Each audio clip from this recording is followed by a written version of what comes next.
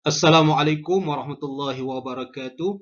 Bismillah, walhamdulillah, wassalatu wassalamu ala rasulillah.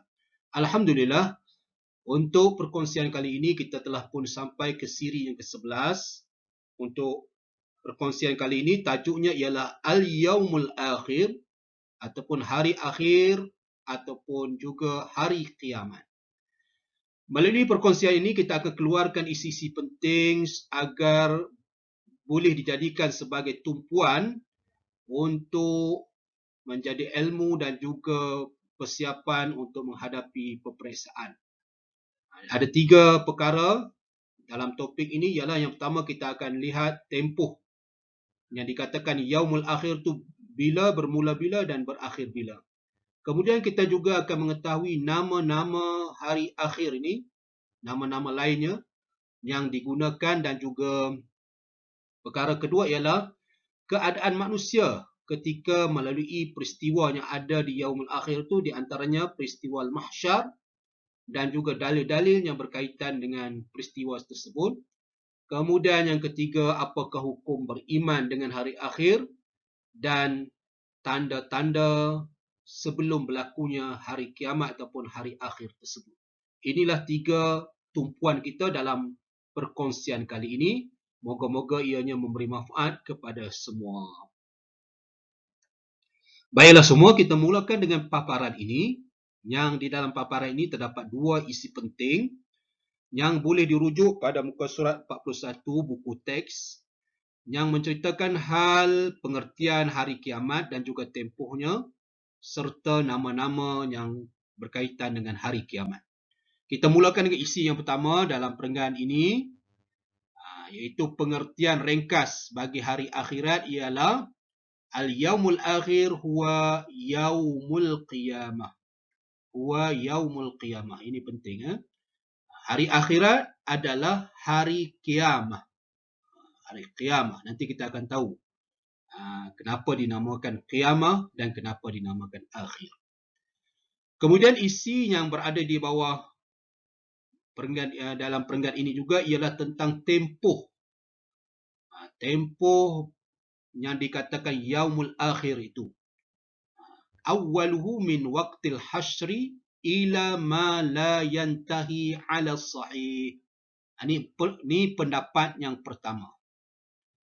Pendapat yang pertama mengatakan tempoh yang dikatakan hari akhir itu bermula dengan waktu kebangkitan dan dikumpulkan manusia sehinggalah ke suatu tempoh yang tiada ma la yantahi, yang tiada pengakhirannya.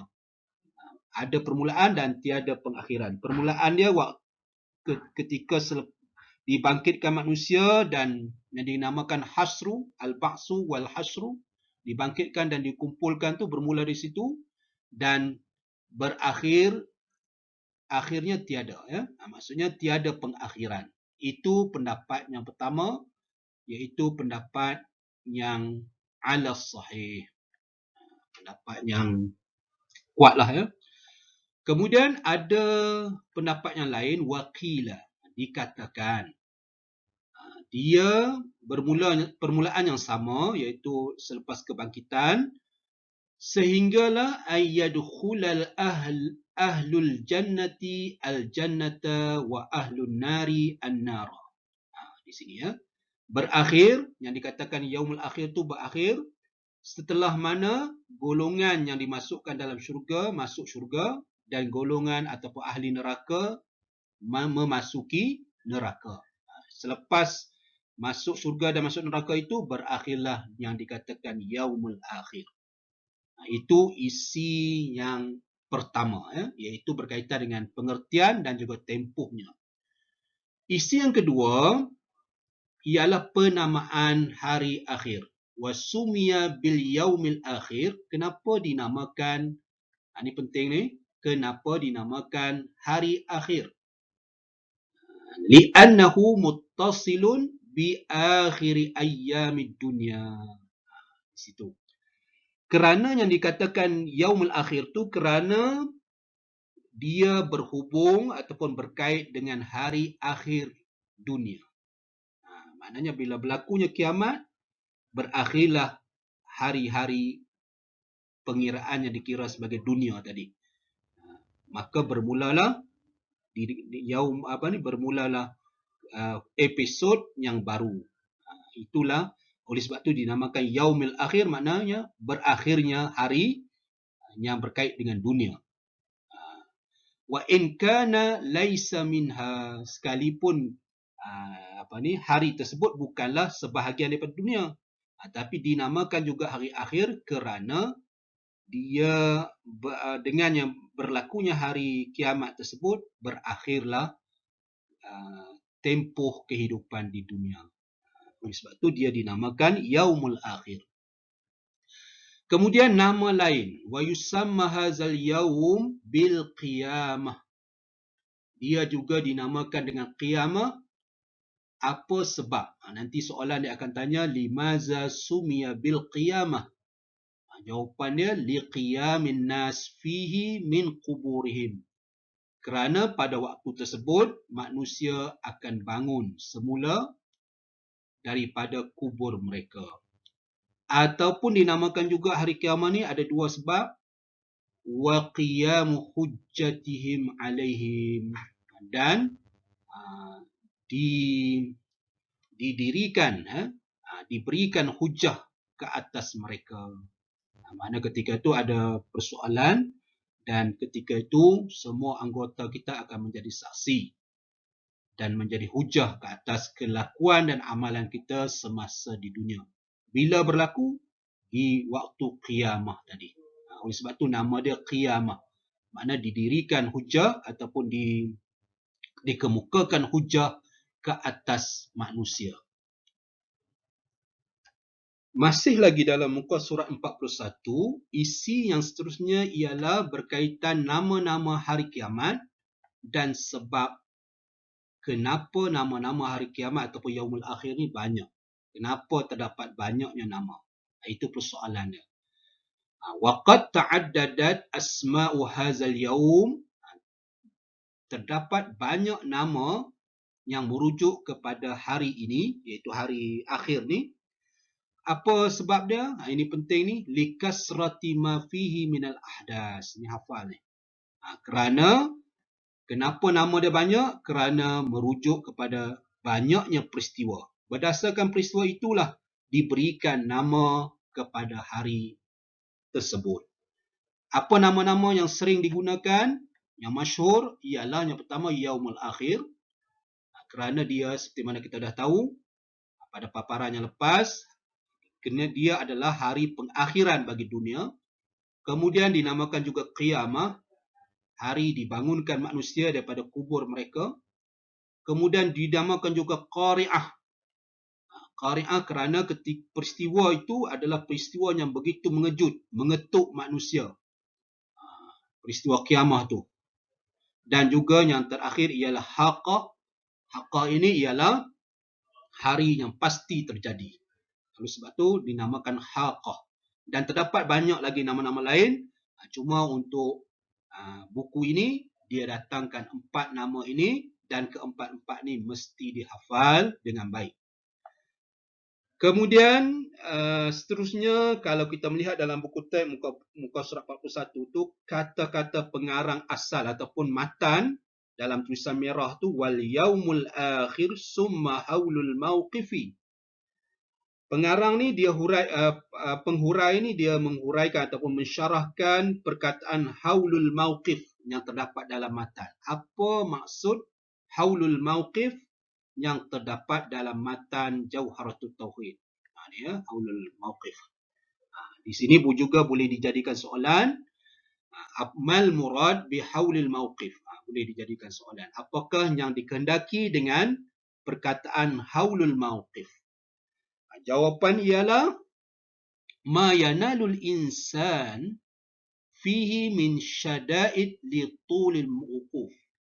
Bermula dari sini sampai sebaris inilah ya, iaitu keadaan yang dahsyat ataupun gawat yang diharungi oleh manusia sepanjang peristiwa mahsyar itu. Wukuf. Iaitu syada'id, perkara-perkara yang diharungi oleh manusia dalam tempoh ketika berada di berada di mahsyar itu. Oleh sebab itu dia gunakan dengan perkataan haul. Haul ni maksudnya keadaan yang buruk, keadaan yang gawat. Oleh sebab itu nama dia haul. Dalam masyarakat kalau halun itu keadaan yang baik, kalau haul itu keadaan yang buruk. Dan ada pendapat qil dikatakan annahu ka alfi sanatin mimma ta'udun. Yang tempoh mahsyar itu ialah 1000 tahun mengikut kiraan kita. Mimma ta'udun mengikut pengiraan manusia ketika di dunia. Iaitu sehari di padang mahsyar itu adalah seumpama 1000 tahun. 1000 tahun. Pendapat yang mengatakan 1000 tahun itu adalah berdasarkan kepada ayat Al-Quran, fi yaumi kana miqdaruhu alfa sanatin mimma ta'udun. Pada hari yang kadar ataupun tempohnya adalah 1000 tahun kiraan biasa yang engkau ataupun yang kamu semua kira. Sehari bersamaan dengan 1000 tahun. Namun begitu, terdapat ayat yang lain yang mengatakan Allah berfirman, fi yaumin kana miqdaruhu 50 sanah. Pada hari yang tempohnya ataupun kadarnya adalah 50,000 tahun. Oleh demikian timbul persoalan yang dibincangkan dalam muka surat 42 di perenggan atas kali itu. Apakah ada pertembungan di antara ayat ini, iaitu ayat surah As-Sajadah ayat 5 dan juga surah Al-Ma'arij ayat 4. Apakah ada pertembungan? Ayat pertama mengatakan 1000 tahun, manakala ayat yang kedua mengatakan bahawa 50,000 tahun. Di sini dia nyatakan apakah ada pertembungan. Jawapannya ialah wala tanafi baina khabarain. Tidak terdapat pertentangan di antara dua ayat tersebut. Kerana apa alasannya? Lianna ni penting ni. Kerana al-maqsudu tulul muddati. Yang dikehendaki oleh ayat tersebut ialah nak cerita tentang tempoh yang lama yang bakal diharungi oleh manusia pada peristiwa mahsyar tersebut. Bukan nak cerita tentang bilangan. Wal adadu la mafhuma lahu. Bilangan tersebut tidak difahami dengan bilangan, tetapi difahami dengan panjangnya tempoh. Itu kehendak ayat. Oleh demikian, tidak ada pertentangan di antara ayat surah Sajadah dengan Al-Ma'arij ini, kerana kedua-duanya nak mencerita, bukan nak cerita tentang bilangan, tapi cerita tentang lamanya tempoh yang bakal diharungi. Begitu juga boleh dikatakan bahawa tidak ada pertentangan ataupun percanggahan di antara dua ayat tersebut dari aspek bahawa sehari itu adalah berbeza-beza biikhtilafil ahwalin nas. Berbeza-beza mengikut keadaan manusia yang menempuh hari tersebut. Dia termasuk dalam golongan apa? Sekiranya golongan kafir, fayaral kuffaru annahu ka 50,000. Orang kafir mereka akan mengharungi hari tersebut seolah-olah 50,000 tahun. Itu bagi orang kafir. Manakala fusaq, orang yang melakukan dosa besar, mereka akan merasai ka alfi sanah, seperti 1000 tahun. wa yara ghairuhum, dan lain daripada mereka pula, daripada orang kafir dan orang fusaq, selain daripada itu, mereka akan merasai ataupun mengharungi dengan annahu fatratun yasiratun, hanyalah satu tempoh yang singkat sahaja. Seperti mana dialami oleh orang yang beriman. Hatta la yaral mu'minu annahu akhafu min salatin maktubah. Bahawa hari tersebut adalah amat singkat dan lebih singkat daripada tempoh sembahyang fardu. Seperti mana yang diceritakan oleh beberapa hadis berkisar tentang perkara tersebut. Jadi dalam menempuh hari mahsyar tersebut terdapat 3 golongan. Oleh sebab tu ayat itu tidak ada pertembungan. Yang kata 1000 tahun tu adalah bagi mereka yang melakukan dosa besar, manakala 50,000 tahun itu bagi orang yang kafir. Manakala orang yang beriman pula, dia merasai hari tersebut hanyalah tempoh yang begitu singkat, seolah-olah lebih ringan ataupun lebih singkat daripada menunaikan sembahyang fardu. Itulah 3 ataupun 2 alasan yang menunjukkan bahawa kedua-dua ayat yang dinyatakan itu tidak ada apa-apa pertembungan. Jadi kedua-dua alasan ini amat penting untuk diberikan perhatian. Masih lagi berkaitan dengan haulul mauqif, iaitu keadaan kedahsyatan, keadaan pada waktu padang mahsyar nanti. Ketika itu kita boleh rujuk muka surat 42 ya. Ketika itu digambarkan yashtaddul haulu 'alan nas. Keadaan haru biru ataupun keadaan dahsyat itu begitu bersangatan ke atas manusia. Apa gambarannya? Ada 9 gambaran yang menunjukkan suasana tersebut. Yang pertama ialah taqtaribus syamsu minar ru'us. Ini yang pertama. Ya. Matahari begitu hampir dengan kepala. Kita di dunia, jarak yang begitu jauh pun kita dah terasa bahang panasnya matahari.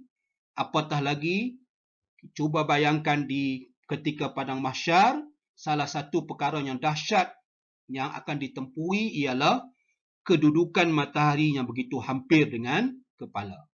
Jadi daripada 9 ni kamu kena hafal sekurang-kurangnya 4 untuk persiapan peperiksaan. Ya. Itu yang pertama. Taqtaribus syamsu minar ru'us. Yang kedua, yughriqul usatu wal kuffaru fi uruqihim al-muntinun. Ya, muntinun. Bermula di sini sampai di sini. Ini keadaan yang kedua. Iaitu golongan yang derhaka kepada Allah. Begitu juga golongan yang kafir. Mereka akan dipenuhi dengan peluh mereka yang berbau busuk. Muntinun ni maknanya raihatul karihah, iaitu bau busuk. Peluh yang berbau busuk. Mereka tenggelam dalam peluh yang berbau busuk. Kita dalam air biasa pun kita dah lemas, apatah lagi dalam tenggelam dalam peluh yang berbau busuk. Itu kedahsyatan ketika padang mahsyar nanti. Itu yang kedua. Dan yang ketiga ialah gambaran tentang peluh juga di kalangan mereka yang peluhnya ila ka'bain, ke buku lali. Itu yang ketiga. Ada juga ila rukbataihi, ke paras lutut. Seterusnya ada juga ke paras pinggang. Haqwihi. Itu yang keempat. Dan yang kelima, mayaljimuhu al-uruqu iljaman. Yang paras peluhnya sehingga ke mulut. Iljaman macam apa ni? Kuda tu yang ada dalam untuk bila kita nak nak menunggang kuda tu, dia ada tali tu. Tali tu akan dimasukkan dalam mulut, itu dinamakan iljam. Maksudnya peluh ketika itu sehingga ke mulut, paras mulut. Dan begitu juga ada gambaran yang digambarkan oleh Rasulullah SAW, anna an-nas yuhsyaruna fi zatil yaum jufatan uratan ghurla. 3 keadaan ya. Jufah maknanya tidak beralas kaki, urah bertelanjang, dan ghurla. Ghurla ni makna tidak berkhatan. Ya. Itu perkara yang akan dihadapi. Kemudian begitu juga dalam surah, dalam buku kamu muka surat 42, berkaitan dengan bertelanjang, dan tidak berkhatan itu disebut dalam surah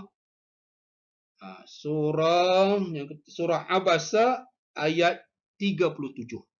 Kisahnya bila Rasulullah cerita tentang perkara tersebut, 3 keadaan tu, beralas kaki, tidak beralas kaki, telanjang dan juga tidak berkhatan, Sayyidina Aisyah bertanya kepada Rasulullah, apakah sesama manusia yang ada ketika itu tidak memandang kepada aurat orang lain? Maka Rasulullah menjawab dengan ayat ini, iaitu surah Abasa ayat 37 yang berbunyi, kamu boleh rujuk dalam buku kamu, walikulli mri'in minhum yawma idzin sya'nuhu yughni. Dan yang menceritakan tentang pada ketika itu manusia tidak memikirkan tentang orang lain dah. Semua hanya memberi tumpuan pada diri dia, nasib dia yang bakal dia hadapi. Ketika itu dia tak kiralah aurat ke, bertelanjang ke, tak berkhatan ke, dah tidak diambil peduli dah. Ketika itu masing-masing dengan fokus masing-masing, iaitu bagaimana nak menyelamatkan diri, apakah mereka terselamat ataupun tidak. Kemudian keadaan yang lain ialah, juga kamu boleh rujuk muka surat 42 tu, wa minal ahwalil aidan su'alul malaikati minat tafrid fil amal. Iaitu ketika itu para malaikat akan bertanya berkaitan dengan kecuaian amalan setiap manusia. Ya? Kecuaian amalan akan ditanya oleh para malaikat. Ini disebut dalam surah As-Saffat ayat 24. Kemudian begitu juga pada hari tersebut, anggota kita termasuk lidah dan kaki akan menjadi saksi. Itu diceritakan dalam surah Yasin pun kita baca, ya, ada diceritakan pada hari tersebut mulut kita akan dikunci dan akan bercakap menjadi saksi oleh anggota-anggota kita yang lain. Juga kita dah belajar dalam dalam bab hisab hari itu ada disebutkan surah ayat yang berkaitan dengan perkara tersebut. Kemudian daripada peristiwa-peristiwa yang 9 peristiwa ini, para nabi dan juga orang-orang yang soleh tidak akan menempuhi ataupun mengalami kegawatan ataupun kedahsyatan hari tersebut. Perkara ini diceritakan oleh Allah Subhanahu Wa Taala dalam surah Anbiya ayat 103. Ini juga penting, mungkin soalan dia tanya, sebutkan dalil yang menunjukkan bahawa orang-orang para nabi dan orang yang soleh tidak mengalami keadaan teruk ataupun keadaan gawat padang mahsyar tersebut. Apa dia dalil dia? Jawapan dia ialah surah Al-Anbiya ayat 103. Allah berfirman, la yahzunuhumul faza'ul akbar. Peristiwa itu tidak akan menyebabkan mereka sedih. Al-faza'ul akbar tu hari kiamat tu, iaitu padang mahsyar tu, tidak akan menyebabkan mereka sedih. Ini menunjukkan, ayat itu menunjukkan bahawa golongan para nabi dan juga orang yang soleh, mereka terselamat daripada keadaan-keadaan tersebut. Kemudian pada muka surat 43, minta maaf, 43, ia merupakan isi yang ketujuh, berkaitan dengan, fokus dia ialah kesahihan kewujudan hari kiamat ataupun hari akhir dan hukum beriman dengan hari tersebut. Jadi di bahagian atas tu ada, dia menyebut di situ ialah wal yaumul akhir haqqun. Hari akhirat itu ataupun hari kiamat itu adalah merupakan perkara yang benar, pasti berlaku. La mira'a fihi, tidak ada syak ataupun tidak ada keraguan, tiada pertikaian tentang perkara tersebut. Kama aqarra bisubutihi jami'ul adyan. Seperti mana perkara tersebut diakui tentang kewujudan hari akhirat tersebut oleh semua agama. Semua agama meyakini wujudnya hari akhirat ataupun hari bermula dari hari kiamat tersebut. Ini berdasarkan ayat Al-Quran yang jelas menceritakan peristiwa-peristiwa tersebut yang boleh kamu rujuk muka surat 43. Ada 3 dalil yang disebut di situ. Kamu boleh pilih mana-mana. Cuma saya pilih yang paling ringkas, iaitu yauma tabyaddu wujuhu wa taswaddu wujuh. Hari yang diputihkan muka dan menghitamkan wajah. Jadi ini menunjukkan bahawa hari tersebut dan peristiwanya benar-benar berlaku.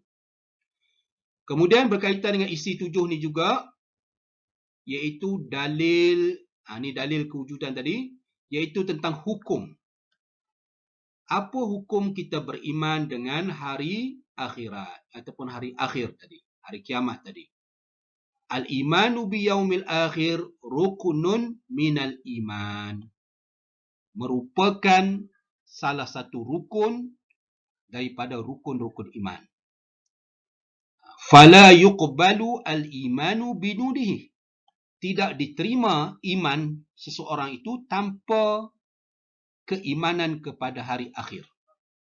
Maknanya iman dia ditolak terus kalau tak. Oleh demikian, famunkiruhu kafirun. Di sini orang yang tidak mengiktiraf ataupun tidak beriman dengan hari akhirat ataupun hari akhir ini, dia tergolong dalam golongan orang yang kafir. Na'udzubillahi min zalik. Seterusnya ialah isi yang ke-8, merupakan isi yang terakhir dalam pembahasan kita ini, ialah tanda-tanda kiamat. Alamatu yaumil qiyamah. Ada 2 semua. Ini paling asas kamu ingat, iaitu sughra, satu lagi kubra. Tanda kecil dan tanda besar. Tanda kecil ni maksudnya bibit-bibit berlakunya kiamat tu dah ada. Tanda besar ialah tanda yang begitu hampir berlakunya kiamat. Apa tandanya? Tanda kecil yang ada dalam buku kamu hanyalah 3 berdasarkan hadis yang dibawa. Yang pertama ialah pengutusan Rasul. Pengutusan Rasul itu merupakan petanda kepada berlakunya kiamat. Berdasarkan sabda Nabi, bu'ithtu ana was-sa'atu kahataini. Aku dibangkitkan dan kiamat ataupun sa'ah tadi seperti ini. Rasulullah telah merapatkan wa dhamma baina sababah wa wusta. Dia merapatkan, menggabungkan di antara jari telunjuknya dan jari tengahnya. Maksudnya rapat sangat. Maknanya pengutusan Rasul dan juga hari kiamat tu terlalu hampir dah. Cuma ulama mengkategorikan dia adalah sebagai pengutusan Rasul ataupun Nabi Muhammad diutuskan menjadi Rasul tu sebagai alamatus sughra, tanda kecil. Kemudian yang ada lagi dalam buku kamu yang menjadi tanda kecil ialah zuhurul ma'asi wantisharuha. Banyaknya berlaku maksiat secara berluas-luasa. Intisharuha. Munculnya maksiat-maksiat dan tersebar luas. Kemudian yang menjadi tanda kecil yang ketiga ialah tatawulil jufatil urah fil bunyan. Berlumba-lumba golongan yang tidak beralas kaki dan bertelanjang, maksudnya gambaran bagi orang yang miskin, berlumba-lumba dalam membina bangunan. Membina bangunan di luar kemampuan mereka. Jadi itu 3 tanda kecil yang ketiga-tiga ni perlu kamu hafal. Ketiga-tiga ni perlu dihafal dalam bahasa Arab. Kemudian kita pergi kepada kubra, tanda besar. Tanda besar ni Rasulullah kata tidak akan berlaku. Dia kata ni innaha lan taquma hatta tarau qablaha 10 ayatin. Tidak akan berlaku kiamat sehingga kamu melihat 10 tanda. Apa dia 10 tanda tu? Yang pertama ad-dukhan.